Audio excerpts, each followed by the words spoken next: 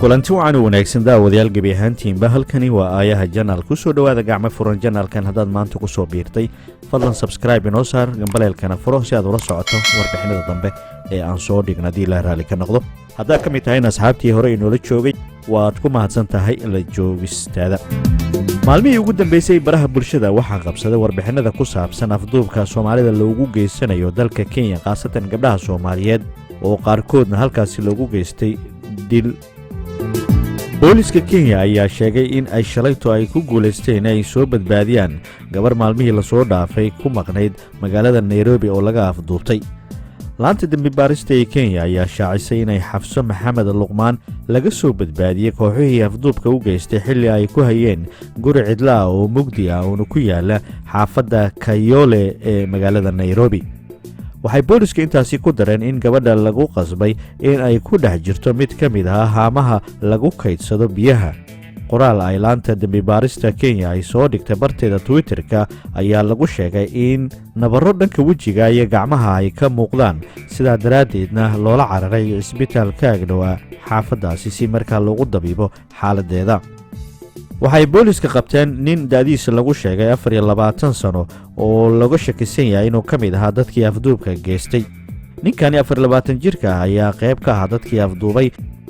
haatana waxaa su'aalo weydiinaya baarayaasha si uu sharaxaad uga bixiyo balalka afduubka ay u geysteen iyo dadka ka caawiyey si marka ay u fududaato in la soo qabto dadkii kale ku lugta lahaa barnaamijkan afduubka ee ka soo shacbaxay dalka Kenya.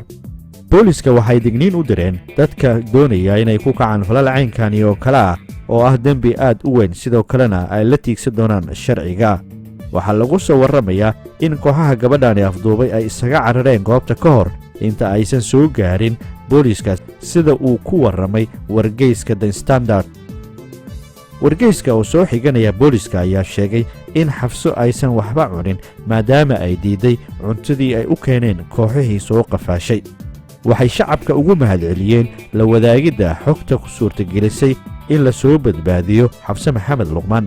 Xafso Maxamed Luqmaan oo da'deedu ay tahay 23 jir ayaa la waayay 15kii bisha Juun xilli ay ku sugnayd xarun ganacsi oo ku taala xaafadda Islii, waxaana la rumaysan yahay in la qafaashay gabadhaasi oo si xooga loogu kaxaystay. muuqaal argagax leh oo lagu baahiyey baraha bulshada ayaa ka soo muuqatay gabadh lagu soo daayey. waxay sheegtay in kooxaha haystay ay doonayaan ilaa iyo $50,000 Mareykanka oo madax furasho ah.